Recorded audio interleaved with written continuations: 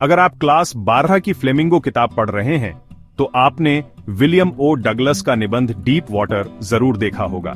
यह आत्मकथात्मक लेख हमें यह बताता है कि किस तरह लेखक ने अपने बचपन के डर, पानी के डर को साहस और दृढ़ संकल्प के साथ हराया। इस कहानी में केवल पानी का डर ही नहीं, बल्कि यह जीवन की उस सीख का प्रतीक है कि इंसान चाहे कितनी भी बड़ी कठिनाई का सामना क्यों न करे, अगर वह लगातार मेहनत और अभ्यास करे तो उसे जरूर जीत सकता है। आज हम इसका सार और मुख्य बिंदु आसान भाषा में समझेंगे, जो आपके बोर्ड एग्जाम्स और जीवन दोनों के लिए महत्वपूर्ण है। डीप वाटर विलियम ओ डगलस का एक ऐसा प्रेरक आत्मकथात्मक निबंध है जो उनके बचपन के पानी के डर, हाइड्रोफोबिया और उस पर उनकी जीत की कहानी बताता है। यह निबंध दिखाता है कि कैसे दृढ़ संकल्प और आत्मविश्वास से किसी भी डर को जीता जा सकता है। यह कहानी तब शुरू होती है जब विलियम डगलस लगभग 10 या 11 साल के थे। उन्होंने YMCA पूल में तैरना सीखने का फैसला किया, क्योंकि याकिमा नदी खतरनाक थी जिसमें कई लोग डूब चुके थे।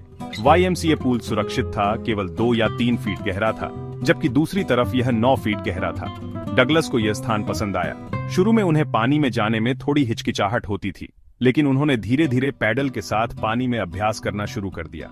अपने नए वाटर विंगर्स के साथ वह अन्य लड़कों को देखते थे और उन्हें कॉपी करने की कोशिश करते थे।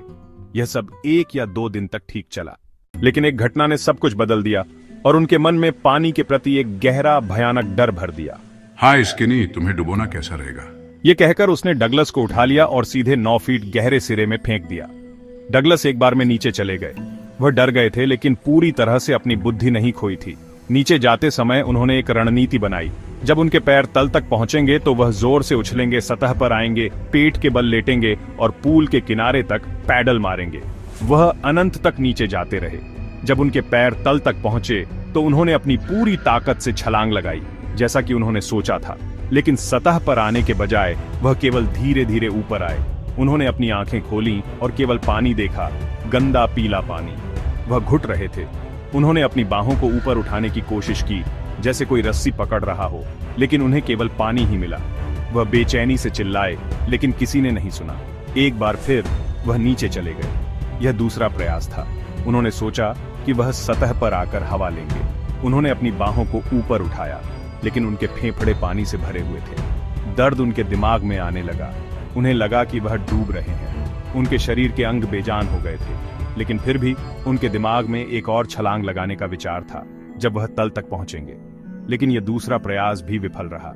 फिर अजीब तरह से उनका डर शांत होने लगा। अब कोई घबराहट नहीं थी। सब कुछ शांत लग रहा था, काला, जैसे मौत आ रही थी।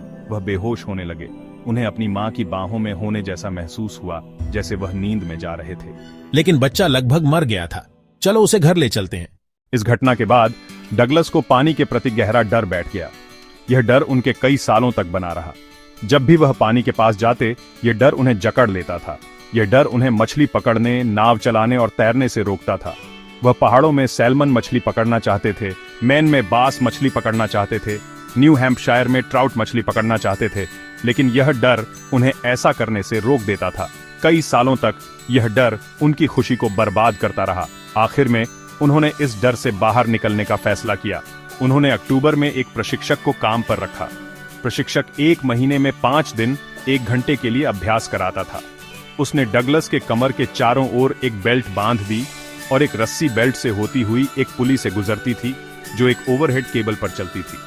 हर बार जब प्रशिक्षक रस्सी ढीली छोड़ता तो डगलस पानी के नीचे जाते और पुराना डर लौट आता। लेकिन प्रशिक्षक ने उन्हें सिखाया कि कैसे सांस लें, कैसे अपने चेहरे को पानी से बाहर निकालें और सांस छोड़ें। उन्होंने हफ्तों तक ऐसा किया। धीरे धीरे डगलस ने पानी के डर पर नियंत्रण पाना शुरू कर दिया। प्रशिक्षक ने उन्हें सिखाया कि कैसे अपने पैरों को पानी में मारें। हफ्तों तक उन्होंने ऐसा किया। धीरे धीरे उनका डर कम होने लगा। जब प्रशिक्षक ने हर टुकड़े को एक साथ जोड़ा तो डगलस तैरने लगे। अप्रैल तक प्रशिक्षक ने कहा, अब तुम तैर सकते हो, डाइव करो और पूल की पूरी लंबाई तैर कर पार करो। उन्होंने तैर कर पार किया। प्रशिक्षक ने अपना काम कर लिया था, लेकिन डगलस अभी भी पूरी तरह से संतुष्ट नहीं थे। उन्हें अभी भी संदेह था कि क्या वह अकेले पानी में होने पर डर महसूस करेंगे। इसलिए उन्होंने कई परीक्षण किए। वह YMCA पूल के किनारे से डाइव करते, अकेले तैरते। उन्हें छोटे छोटे डर के अवशेष अभी भी मिलते थे, लेकिन वह उनसे कहते थे, ठीक है मिस्टर टेरर, तुम मुझसे क्या सोचते हो? देखो, मैं तैर सकता हूं। और डर भाग जाता था। उन्होंने वेंटवर्थ झील की ओर यात्रा की, डाइव लगाई और 2 मील तक तैरकर पार किया। वह तैरते फिर तैरते। उन्होंने बीच में ट्राउट द्वीप की ओर तैरकर पार किया। उन्होंने झील के किनारे में तैरा, फिर झील के बीच में तैरा। उन्हें हर जगह डर के छोटे छोटे अवशेष मिलते थे, लेकिन वह डर को चुनौती देते थे और तैरते रहते थे। अंत में डगलस ने स्वीकार किया कि उन्होंने डर पर विजय प्राप्त कर ली थी।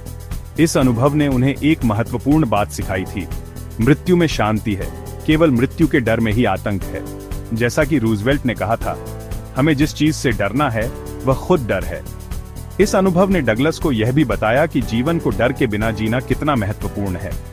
उन्होंने अपने डर को चुनौती दी, कड़ी मेहनत की और अंततः उस पर विजय प्राप्त की। यह कहानी सिर्फ पानी के डर पर विजय की नहीं है, बल्कि यह जीवन के किसी भी डर को हराने की मानवीय क्षमता का एक शक्तिशाली उदाहरण है। डीप वाटर हमें यह याद दिलाता है कि डर इंसान को रोकता नहीं, बल्कि उसे और मजबूत बनने का मौका देता है। विलियम ओ डगलस की तरह हम सबको अपने डर का सामना करना चाहिए और उसे जीतना चाहिए।